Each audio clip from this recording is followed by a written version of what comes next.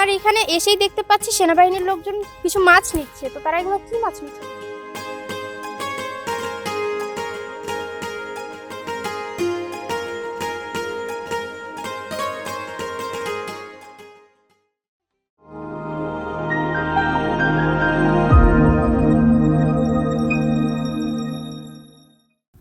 সুপ্রিয় দর্শক শ্রোতা, আসসালামু আলাইকুম। আজকে আমরা চলে এসেছি যশোর সদর উপজেলার চাচড়ার একটি স্বনামধন্য প্রতিষ্ঠান সততা মৎস্য খামারে।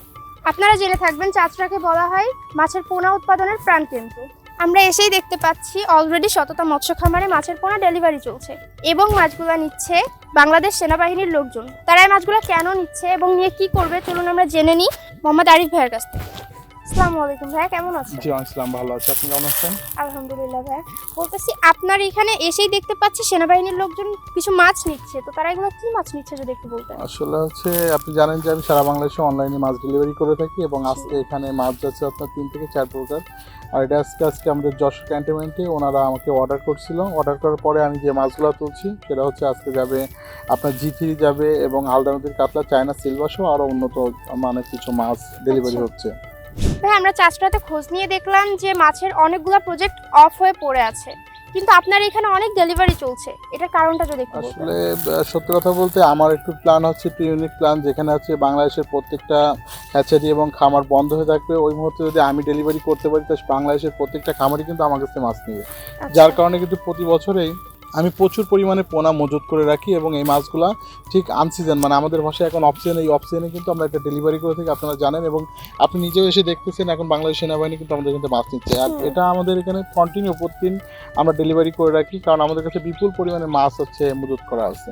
হ্যাঁ, বর্তমানে বলছেন প্রচুর পোনা মজুত করা আছে, তো কি কি মাছ আছে দর্শকদের উদ্দেশ্যে যদি একটু বলতেন। আসলে সত্যি কথা বলতে যে এখন তো যেহেতু আনসিজন, আপনারা জানেন যে এখন যে মাছটা সবচেয়ে বেশি মানে চলতেছে আমার এখানে, এটা হচ্ছে কেজিতে আপনার 8টা-10টা লাইনের যে মাছগুলো যারা আবার নতুন করে কালচারে দেওয়ার জন্য রেডি হচ্ছে। এবং আমাদের এখানে তো আপনি জানেন যে উন্নত জাতের যে মাছগুলো আছে এখানে সব থেকে এখন G3, চায়না সিলভার সহ কাতলা এবং নতুন জাতের একটা মিনার কাপ বের করছি। এই টাইপের মাছগুলো আমাদের কাছে প্রচুর পরিমাণে স্টক আছে। হ্যাঁ, আমরা জানতে পেরেছি যে আপনি G3 রুই মাছ বিক্রয় করে বাংলাদেশে ব্যাপক সাড়া ফেলেছেন, তো আপনাদের প্রতিষ্ঠানে সব থেকে বেশি বিক্রয় হয় কোন মাছ? আসলে জানেন যে আমি দীর্ঘদিন কিন্তু G3 নিয়ে কাজ করতেছি এবং G3 মাছটাই কিন্তু আমার মানে প্রচুর বিক্রি হয়। এর পাশাপাশি এখন নতুন করে আবার যে মাছগুলো অ্যাড হচ্ছে, যেমন হচ্ছে আপনার হালদা নদীর কাতলা, চায়না সিলভার সহ মনে করেন নতুন হাঙ্গেরি যেটা আপনার লম্বা হয়, এই নতুন কিছু মাছ নিয়েও কিন্তু কাজ করতেছি। কিন্তু অলমোস্ট আমরা সব থেকে বেশি মাছ বিক্রি করে থাকি G3 এবং G3 পাশাপাশি আমরা নতুন নতুন কিছু মাছ নিয়ে কাজ করতেছি। এটাও G3-র মধ্যে কিন্তু সমস্ত বাংলাদেশে আমরা একটা সাড়া ফেলার চিন্তা করতেছি এবং বাংলাদেশের প্রত্যেকটা খামারিদের যাতে ভালো কিছু হয়, নতুন কিছু মাছ নিয়ে যাতে ভালো ব্যবসা বাণিজ্য করতে পারে, এই জন্যই মূলত G3-র পাশাপাশি আরও নতুন কোনো মাছ নিয়ে আমরা কাজ করতে চাচ্ছি। আচ্ছা, শুনে খুবই ভালো লাগলো।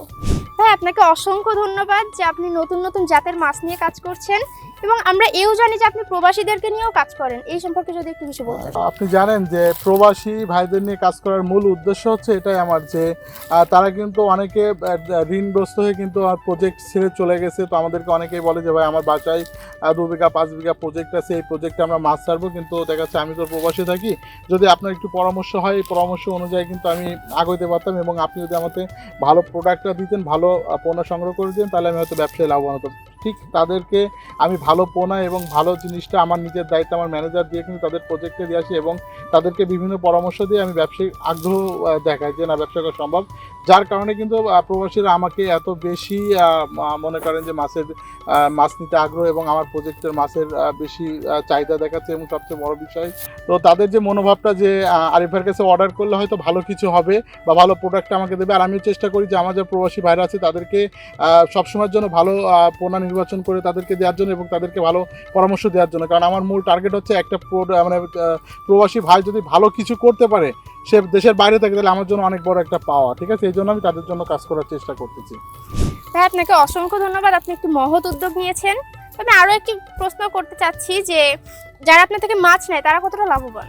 আসলে আপনি এমন একটা প্রশ্ন করেছেন যে প্রশ্নটার উত্তরটা আমি না দিয়ে দর্শকরা দিলেই ভালো হয়। যে দর্শকরা ভিডিওতে দেখতেছেন আসলে আপনারাই ভালো বলতে পারবেন, কারণ আমার কিন্তু প্রত্যেক সপ্তাহে একটা করে গাড়ি যায়।